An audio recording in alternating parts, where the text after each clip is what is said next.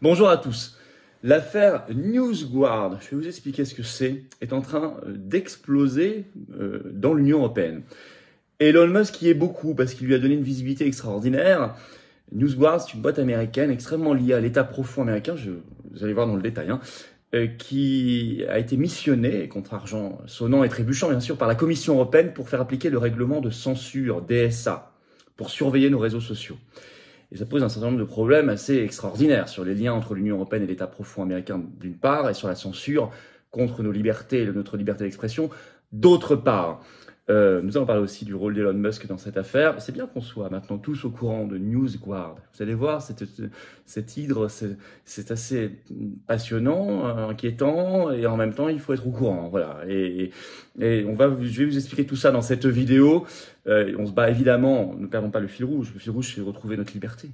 Notre liberté d'expression, notre liberté de débat, qui est un bien précieux, qui est un bien nécessaire pour avancer, et pour vivre dignement. On se bat contre ce règlement européen DSA, on se bat pour sortir la France de l'Union européenne. De toute façon, le combat pour la souveraineté et la liberté est extraordinairement lié, intimement lié. Ça s'appelle le Frexit. Partagez cette vidéo, je compte sur vous. Abonnez-vous à cette chaîne YouTube si vous voulez bien. Ça aidera à mieux partager automatiquement la vidéo. Vous cliquez sur s'abonner en dessous, un petit clic, hop, c'est fait, c'est gratuit. Profitez-en pour appuyer sur la petite cloche à côté, comme ça vous êtes notifié ensuite, comme abonné, dès qu'il y a une nouvelle vidéo qui sort sur la chaîne ou un nouveau direct. Voilà, c'est pratique pour tout le monde. Et plus vous êtes abonné, plus ça aide la chaîne à grandir et à toucher de nouveaux publics automatiquement par les algorithmes de YouTube qui vont mieux tourner. Donc grand merci à vous. Par ailleurs, Colombey et deux églises, les places partent chaque jour, c'est le 9 novembre, hommage au général de Gaulle, déjeuner sur place, je suis là, les prises de parole l'après-midi, pour ceux qui le souhaitent, on va rendre hommage au général au cimetière de Colombey. Inscription à Colombey et deux églises, cette grande journée d'hommage, le lien est sous la vidéo en description, ne tardez plus. Voilà, nous y allons. Alors, l'Union européenne, l'affaire NewsGuard explose. Merci Elon Musk pour le coup. Merci Elon Musk qui, par sa visibilité, a permis que tout le monde soit beaucoup mieux informé, qui m'a permis, moi, par exemple, de faire cette vidéo. Parce que j'avais entendu parler de cette histoire NewsGuard, mais je me suis considérablement renseigné depuis. Et vous allez voir, je suis allé de surprise en surprise. D'abord, qu'est-ce que NewsGuard ? Bon. NewsGuard, on va regarder sa fiche Wikipédia. C'est une start-up américaine fondée en 2018. Bon, en tout cas, ça c'est comme ça que c'est présenté. Alors je cite, déjà vous allez comprendre le contexte. Suite à l'explosion du flux de fake news partagés sur les réseaux sociaux au moment de l'élection présidentielle américaine de 2016. Fin de citation. Ça commence bien. Parce que qui a été élu en 2016 ? Donald Trump. Donc qui est dans le collimateur tout de suite ? Donald Trump, ses partisans. Donc on voit que tout de suite, il y a un biais idéologique dans la création de cette société qui se veut indépendante, neutre, objective, bien sûr. Son but officiel, c'est de lutter contre la désinformation et en fait aider les gens à repérer les sites d'information dits fiables et ceux dits pas fiables. C'est ça en fait, NewsGuard. Le but officiel. Alors, but officiel, je cite, toujours sa fiche Wikipédia, apporter plus d'informations aux personnes sur les sources d'informations qu'elles découvrent en ligne. Pour cela, NewsGuard, en fait, sur un site, peut mettre une étiquette selon 9 critères, avec derrière, ils insistent beaucoup des vrais journalistes, des vrais gens qui regardent, qui analysent, il y a 9 critères, et ils vous disent ça c'est fiable, ça c'est de l'information réelle, ça c'est de la désinformation, ça c'est vrai, ça c'est faux.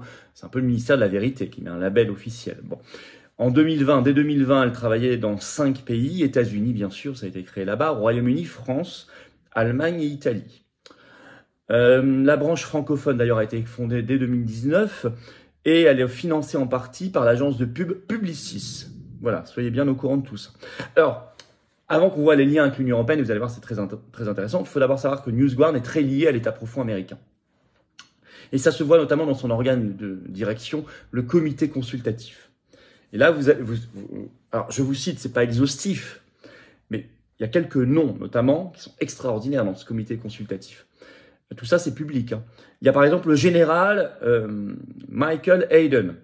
C'est qui ? C'est tout simplement l'ancien directeur de la CIA et de la NSA, National Security Agency aux États-Unis. Donc, vous savez, l'agence qui surveille les communications, plus de la CIA que vous connaissez. Il y a également dans ce comité consultatif de NewsGuard, Anders Fogh Rasmussen. C'est qui ? C'est tout simplement l'ancien secrétaire général de l'OTAN. On pourrait se demander ce que l'ancien secrétaire général de l'OTAN fait là-dedans. C'est comme ça. Il y a Tom Ridge. C'est qui? Ben, il était secrétaire d'État à la sécurité intérieure sous George W. Bush. C'est très marqué quand même. Hein. Il y a Jimmy Wales, qui est lui un cofondateur de Wikipédia. Vous savez, qui est pas mal accusé de désinformation, de biais idéologiques également. Il y a Don Baer, qui était tout simplement l'ancien directeur de la communication de la Maison-Blanche sous Clinton. Il n'y a jamais, par exemple, de gens de l'équipe de Trump. Hein, ça, je peux vous le dire tout de suite. Bon, mais c'est quand même... On est au cœur là de l'État profond. Hein. CIA, NSA, OTAN, les équipes W. Bush, guerre d'Irak, tout ça, Clinton, Wikipédia. Bon, il y en a d'autres aussi, je ne vous ai pas cité, mais qui étaient dans l'équipe d'Obama. Bon, évidemment. Alors, c'est très lié à l'État profond. Autre preuve, alors ça, ils s'en vendent sur leur propre site, hein, site internet. Ça date du 18 août 2020. NewsGuard a été, je cite, désigné gagnant du Countering Disinformation Challenge. Donc, c'était un concours organisé par le département d'État américain, donc ce ministère des Affaires étrangères, et par leur ministère de la Défense, pour, je cite, identifier les sources en ligne diffusant de la désinformation ou des récits de désinformation sur le Covid-19. C'est quand même marqué. Et ils ont gagné. Et vous voyez par qui c'est organisé, hein, les ministères américains. En 2022, par ailleurs, ils ont conclu un contrat de 750 000 $ avec le Pentagone. État profond, c'est pas mal non plus.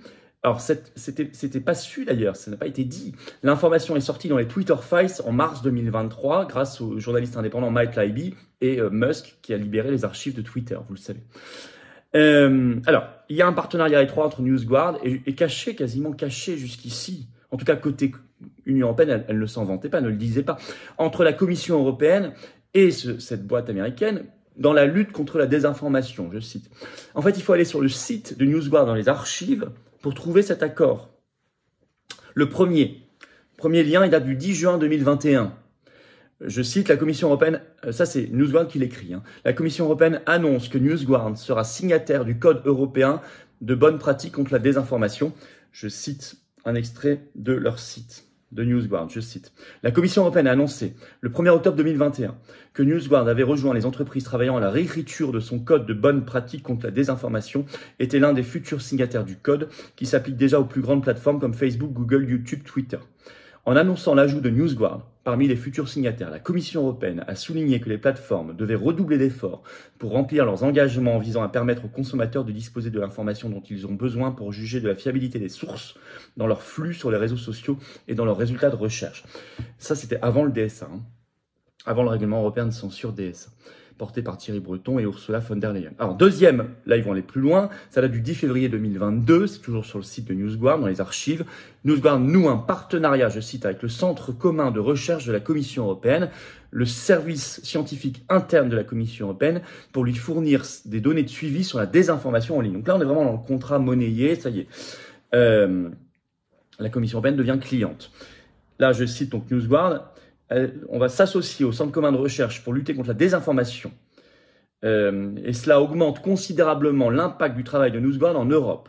Je cite, cette nouvelle coopération va renforcer notre relation avec la Commission européenne, estime Virginia Padovez, rédactrice en chef et vice-présidente chargée des partenariats pour l'Europe chez NewsGuard. En tant que futur signataire du Code révisé de bonnes pratiques contre la désinformation, nous sommes ravis de fournir nos données pour aider l'Union européenne dans sa lutte contre la désinformation, dans le cadre de notre mission visant à rendre notre outil disponible pour les chercheurs et organisations qui peuvent avoir un impact dans ce combat en Europe. Ça se part de toutes les vertus, bien sûr. Alors, qui a fait éclater l'affaire? Elon Musk. Par un tweet, toujours en ligne sur son compte, qui est suivi par des centaines de millions de personnes. 19 octobre. Donc, il réagit à quelqu'un, un compte d'un journaliste américain qui a sorti l'affaire en disant « Mais vous savez, on parle beaucoup du règlement européen de censure DSA, et cet Américain sort l'info, mais vous savez, la Commission européenne a passé des contrats avec NewsGuard. » Et là, Musk réagit, répond à ce tweet en public en mettant « Est-ce exact ?» Il met son arrobase Monsieur Thierry Breton, donc le commissaire européen, il l'interpelle en charge de ce règlement de censure. Et Musk ajoute « Si oui, les peuples européens méritent une explication. » Il n'a jamais eu de réponse de Thierry Breton. Il a remis un autre tweet, le 19 octobre, Elon Musk, en parlant de NewsGuard comme une honte. Je cite, « NewsGuard devrait être dissoute immédiatement. » Ça a donné une immense visibilité à l'affaire et un embarras, ça a créé un embarras très net du côté de la Commission et de l'Union européenne, qui n'a pas du tout réagi, pas rebondi, rien, qui se cache. Or, non seulement cette boîte américaine On parle soi-disant l'Union européenne pour faire le contrepoids aux États-Unis. Bon, nouvelle preuve que tout ça c'est bidon. C'est une colonie de l'État profond américain, mais en plus c'est une boîte qui est très liée à l'État profond américain. C'est une boîte spécialiste de la désinformation en fait, et très pro-système. Je vous en donne des exemples. D'abord, bon, elle a gagné ce concours, je vous l'ai dit, en 2020 contre la désinformation autour du Covid-19. Ça c'est déjà très marqué. Concours organisé par les ministères américains. Autre exemple, sorti par le site Breitbart le 30 mai 2023. Le titre « NewsGuard ignore le rapport Durham et continue de faire l'éloge des canulars du Russia Gate ». C'est quoi cette histoire? Durham, c'était un procureur spécial qui avait été nommé aux États-Unis, on vous l'a dit. Il a sorti un rapport début 2023 pour dire il n'y avait pas d'affaire, en fait, d'ingérence russe dans l'élection de Trump en 2016. Tout ça, c'était bidon. Mais NewsGuard continue de reprendre ce narratif faux, démonté par le procureur spécial dans son long rapport. NewsGuard continue, je cite Breitbart, le New York Times continue de recevoir un score parfait de 100 sur 100 de la part de NewsGuard, alors que le New York Times continue de diffuser les fausses informations sur l'ingérence russe. Par ailleurs, sur la chaîne CNBC, peu de temps après les élections américaines de 2020, Stephen Brill, cofondateur de NewsGuard, il était interviewé, il a qualifié l'affaire de l'ordinateur portable de Hunter Biden, je cite, d'ingérence russe, alors qu'on sait que c'était totalement vrai. Bon, lui dit non, c'est bidon, c'est un truc russe. Par ailleurs, ils ont fait un classement des sites d'information français. Et oui. L'info avait été sortie par CB News le 4 janvier 2022. C'est toujours en ligne. Le titre, c'est le top 10 des désinformateurs francophones selon NewsGuard. Alors, et là, vous allez voir, c'est tellement connoté, on dirait une caricature. Le numéro 1 selon NewsGuard, le plus grand désinformateur francophone, c'est François. Pour, je cite, publication d'allégations non fondées sur la pandémie de Covid-19 et sur les vaccins et sur d'autres sujets. Bon, là, on tape dans le mille. Deuxièmement, le deuxième site francophone, selon eux, le plus dans la désinformation, c'est Sputnik France, du temps où ça existait encore. Troisième, c'était RT France. Quatrième, TV Liberté. Donc voilà, on ne peut pas faire mieux. Je veux dire, on est vraiment le cliché absolu. Et à l'inverse, ils ont fait le top 10 des meilleurs sites francophones les plus fiables. Alors, en 1, c'était 20minutes.fr. En 2, RFI.fr. Par exemple, en 4, c'est France Inter. En 5, c'est France Culture, etc. Pareil, c'est quand même très caricatural. Donc, ça vous dresse... Alors, on n'a pas le montant des contrats. On voudrait les avoir. Si on avait des parlementaires d'opposition dignes de ce nom en France, on exigerait le montant des contrats de la Commission européenne avec NewsGuard. Ça se chiffre en combien d'argent, ça? En millions, dizaines, centaines de millions d'euros? Combien? On ne sait même pas. Combien de journalistes français sont arrosés par cet argent? C'est parce que ensuite, ils travaillent des journalistes dans chaque pays. Bon, avec des rédactions de presse. Donc, en ce qu'on sait en tout cas, c'est que NewsGuard a travaillé au règlement européen de censure DSA. Elle a proposé à la Commission ce règlement, elle a travaillé avec elle sur ce règlement. L'Union européenne, c'est vraiment le joujou de l'État profond américain pour imposer son narratif. Et donc, tout ce qui va contre son narratif, il faut le censurer. Tout ça est cohérent. Alors faites savoir, s'il vous plaît, tout ça. C'est pas assez de monde encore a entendu parler de NewsGuard de cette affaire. Faites savoir, faites circuler si vous voulez bien. Pour cela, abonnez-vous à cette chaîne YouTube, vous cliquez sur s'abonner. Ça va mieux circuler, ça sera mieux référencé si vous êtes abonné à la chaîne. C'est gratuit, hein, c'est un petit clic, c'est vraiment un petit clic. Hein. Et que si vous n'êtes pas abonné. Donc, je vous en remercie beaucoup. Par ailleurs, Colombes et deux églises, notre grande journée nationale d'hommage au général de Gaulle, c'est le 9 novembre. Vous pouvez vous inscrire toujours, c'est en lien sous la vidéo en description pour ce faire. Et je vous attends aux patriotes. J'ai besoin de vous. Je vous le dis, je vous le redis dans les yeux. Nous sommes un mouvement de résistance authentique anti-oligarchique. On se bat pour nous, les générations qui viennent, notre pays et notre humanité. Tout ça, ce ne sont pas des mots creux, c'est la réalité. C'est dur. C'est un combat de liberté, de vérité, de justice, de paix, de souveraineté. C'est beau, c'est grand, c'est rude, c'est ingrat parfois, mais c'est indispensable, c'est utile. Et on n'a pas les millions du système, on n'a pas les réseaux du système, on n'a pas les copains banquiers, oligarques, grands journalistes du système. Non, non, non. Mais on a la foi. On est le plus grand mouvement souverainiste et de défense des libertés de France, largement. On est organisé en métropole, outre-mer, à l'étranger, mais j'ai besoin de vous. Il faut venir, les amis, maintenant. Si vous pouvez adhérer ou reprendre votre adhésion annuelle si vous avez envie d'être l'aventure, qu'on vous propose des actions, du rassemblement, de rencontrer des gens qui pensent comme vous à côté de chez vous. C'est ça, être adhérent ou réadhérent des Patriotes. Comment on fait? Adhérer, réadhérer, c'est le même lien, il est en lien. Premier lien sous la vidéo en description. Je l'ai mis également en commentaire épinglé, une petite fiche maintenant sur l'écran. Et dans quelques secondes, il apparaît sur l'écran. Vous choisissez. Vous pouvez faire un don de soutien au mouvement. Il y a des gens qui peuvent, selon vos moyens. Faites-le. On aura la possibilité de faire des actions concrètes. Sinon, on ne peut pas. On n'a pas les millions du système, encore une fois. faire un don de soutien au mouvement pour lui permettre de plus d'actions concrètes. C'est le deuxième lien sous la vidéo en description. Tout ça, vous retrouverez ces liens sur les-patriotes.fr, bien sûr, le petit tiret du 6 au milieu. Il y a tout, adhérer, réadhérer, donner, très visible. Tout ça, c'est défiscalisé aux 2 tiers de vos impôts, donc une baisse concrète de vos impôts. Très concrète, aux 2 tiers. Profitez-en. Bravo aux donateurs, aux réadhérents, bienvenue aux nouveaux adhérents patriotes et vive la France.